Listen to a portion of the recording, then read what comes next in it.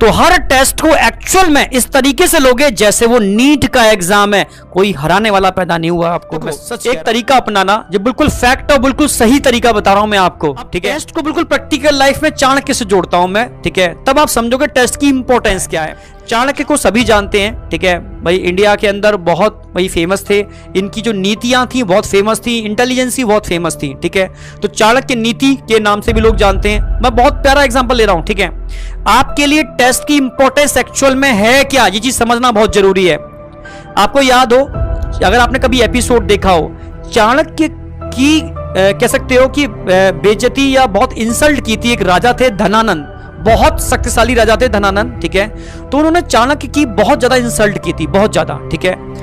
उस इंसल्ट से परेशान होकर के चाणक्य ने वही कसम खाई थी कि एक दिन मैं तेरे बराबर एक वैसा ही राजा खड़ा करूंगा और वो तेरे अंत के लिए रिस्पॉन्सिबल होगा, ये कसम खाई थी, ठीक है। क्योंकि भाई ब्रेन के बहुत तेज थे, वो चाहते वो कुछ भी कर सकते थे, तभी तो टीचर, समझ रहे हो, कुछ भी कर सकता है। अगर टीचर वाकई में सही मायने में गुरु है तो वो रंक को राजा और राजा को रंक बना सकता है, सही मायने में वो गुरु है तो, ठीक है। तो सीधी सी बात है, तब वो उस इंसल्ट को लेकर के बाहर निकले थे और उन्होंने किसी न किसी बच्चे को ढूंढना स्टार्ट किया। तब उनको एक बच्चा मिला था, याद हो, चंद्रगुप्त, ठीक है, चंद्रगुप्त। तब उन्होंने चंद्रगुप्त को पूरी ट्रेनिंग दी, चंद्रगुप्त बड़ा हुआ और उन्होंने एक छोटे से एक सेना भी तैयार की, उठा करके उन्होंने, ठीक है, धनानंद के राज्य पर अटैक किया।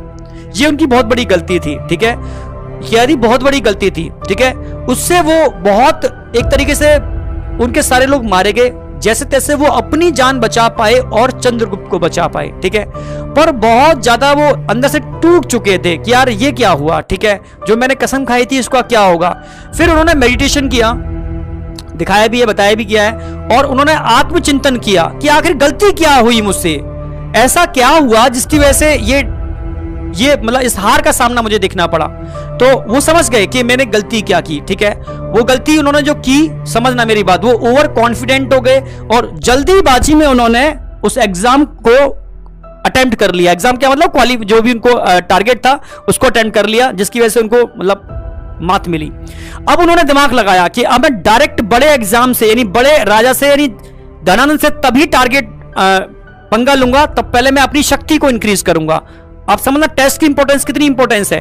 फिर उन्होंने क्या काम किया, उस धनानंद के राज्य के आसपास जो छोटे छोटे राज्य थे, समझना, धनानंद एक बड़ा विशाल राज्य था उसका, उसके आसपास जो छोटे छोटे राज्य थे, तो उन पर विजय पाना आसान था।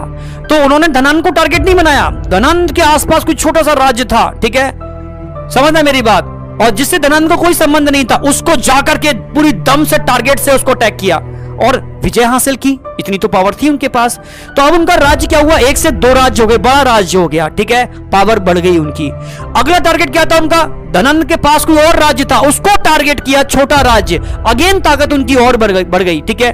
धीरे धीरे उन्होंने उस राज्य के आसपास जितने भी छोटे छोटे राज्य थे, धीरे धीरे शक्ति बढ़ती गई, क्योंकि एक राज्य मिला तो और बड़ा, दूसरा राज्य मिला तो और बड़ा, तीसरा मिला तो और बड़ा तो हो गया। धीरे धीरे उनका भी सैन्य बल बढ़ता चला गया, पावर बढ़ती चली गई, और एक दिन जब छोटे छोटे सारे राज्यों पर विजय प्राप्त कर ली तो उनकी पावर बढ़ चुकी थी, और तब जाकर के उन्होंने पूरी फोर्स से, पूरी ताकत से क्या काम किया, धनानंद के ऊपर अटैक किया और एक बार में उसको मार गिराया। ये होती है उन छोटे छोटे टेस्टों की ताकत।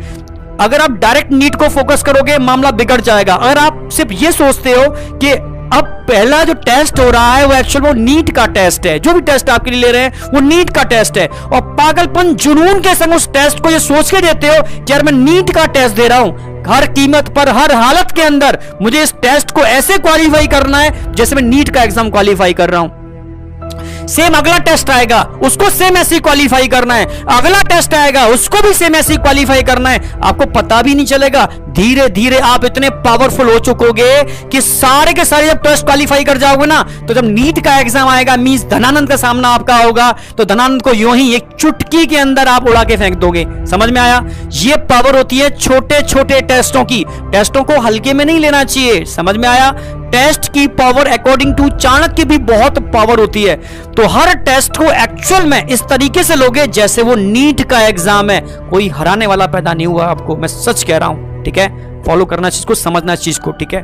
टेस्ट कितने इंपॉर्टेंट रोल प्ले करते हैं। वापस आ रहे हैं, समझे मेरी बात या नहीं समझे, यस या नो?